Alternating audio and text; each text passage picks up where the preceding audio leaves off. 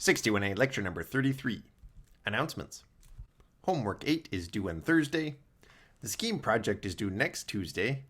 We'll have a project party today in the evening from 7 to 9 p.m.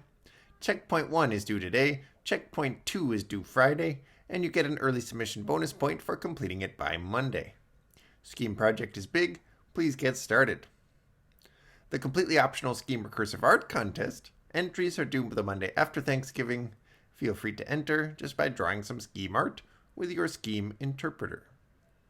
I also wanted to mention that the EECS department updated its LNSCS declaration policy. You can read about it here.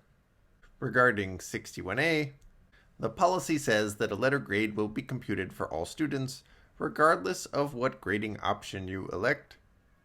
We will share that grade with you just by sending you an email after your final is graded. And that grade will also be shared with the department and used for the purpose of assessing whether you can declare computer science, which currently has a GPA threshold of 3.3. In this way, you get some control over your transcript. You can decide whether to PNP the course or not. But if you're trying to declare computer science, then your grade in this course contributes to that. This might not seem like much of an accommodation, but in this course, we've tried to give you accommodations by reducing the amount of required content to just focus on the really important parts. So that's why we have several optional topics that would normally be part of the final exam, but aren't. And the projects have been trimmed down a little bit.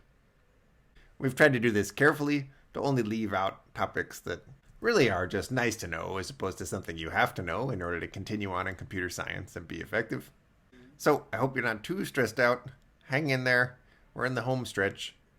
I know that it's been a tough semester, but it turns out that today is the last day of required lecture content for the whole course, and the lecture is not very long.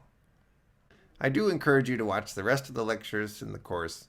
In particular, Friday's lecture tells you how to link together a Python program and SQLite's database so that you can have some application logic in Python and some of it in the SQL queries.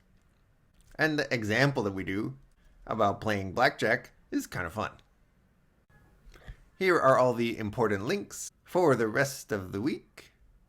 And in particular, we'll have exam prep on Friday and conceptual office hours on Thursday. So if you have questions about concepts in the course and you don't come to the lecture Q&A, you could instead come to the TA-led conceptual office hours and ask your questions there.